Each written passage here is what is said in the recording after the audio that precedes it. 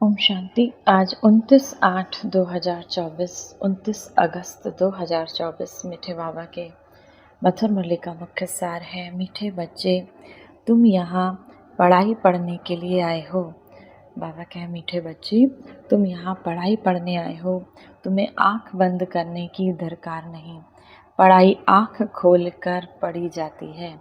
शिव बाबा कहते हैं, तुम यहाँ पर बाबा का यह ज्ञान सुनने आए हो, तो आँख बंद करने की दरकार नहीं। प्रश्न है, भक्ति मार्ग में कौन सी आदत भक्तों में होती है जो अब तुम बच्चों में नहीं होनी चाहिए? उत्तर, भक्ति में किसी भी देवता की मूर्ति के आगे जाकर कुछ ना कुछ मांगते रहते हैं।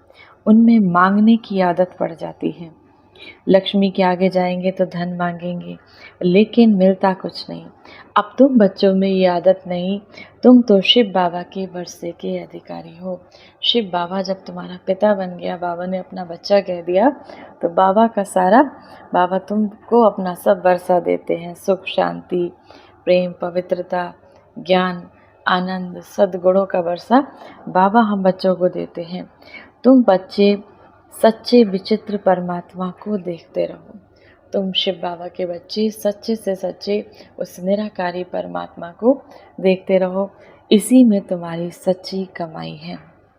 धारणा के लिए मुख्य सार है। पहला नंबर, शिव बाबा जो ज्ञान श्रृंगार करते हैं उसे कायम रखने का पुरुषार्थ करना है। माया की धूल में ज्ञान श्रृंगार बिगाड़ना नहीं है। पढ़ाई अच्छी तरीके से पढ़कर अविनाशी कमाई करनी है। दूसरा, इस चित्र अर्थात देहधारी को सामने देखते हुए बुद्धि से विचित्र परमात्मा को याद करना है। बाबा कहते हैं, भले ही तुम ब्रह्मा बाबा को सामने देखते हो, ब्रह्मा बाबा के शरीर में शिव बाबा प्रवेश करते हैं, तो तुम्हें याद निराकारी परमात्मा शिव बाबा को करना है। ब्रह्मा बाबा को देखते हुए भी शिव बाबा को याद करना है। आंखें बंद कर बैठने की आदत नहीं डालनी। बेहद के शिव बाबा से कुछ भी नहीं मांगना। बाबा के बने और बाबा के वर्षा मिला। वरदान है, समय के महत्व को जान, फास्ट सो फर्स्ट आने वाले तीव्र गति के पुरुषार्थी भव। अव्यक्त पार्ट में आई हुई आत्माओं को last so fast so first आने का वरदान प्राप्त है। जो अव्यक्त पार्ट में आई हुई आत्माएं हैं, उन आत्माओं को last so fast so first आने का वरदान प्राप्त है। तो समय के महत्व को जान, मिले हुए वरदान को स्वरूप में लाओ। ये अव्यक्त पालना सहज ही शक्तिशाली बनाने वाली है। इसीलिए जितना आगे बढ़ना चाहो बढ़ सकते हो। बाबा और निमित्त आत्माओं की सर्व के प्रति सदा आगे उड़ने की दुआएं होने के कारण तीव्र गति के पुरुषार्थ का भाग्य सहज मिला हुआ है।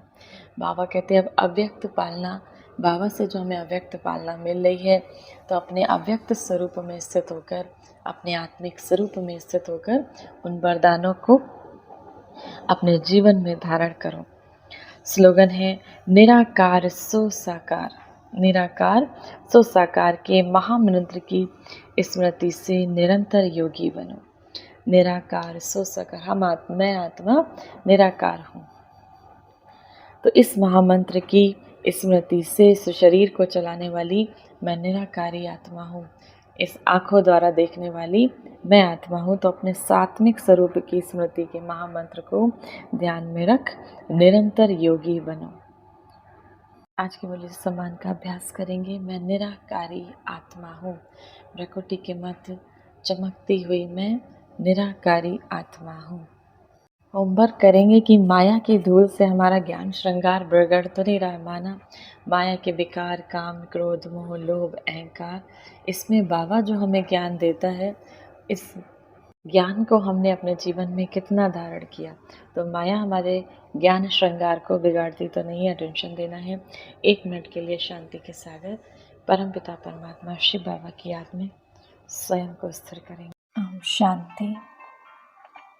मैं आत्मा परमपिता परमात्मा शिव बाबा की संतान, इस संसार को पावन बनाने वाली पवित्र आत्मा हूँ। परमात्मा की याद के झूले में बैठी मैं आत्मा अपने मन बुद्धि को स्थिर करती हूँ परम धाम में। शिव बाबा से 7 गुणों की किरणें निकलकर मुझ आत्मा में समा रही हैं। मैं आत्मा खुशबूदार फूल बनकर चारों दिशाओं में, इस पूरे संसार में इन 7 किरणों की किरणों को बिखेर रही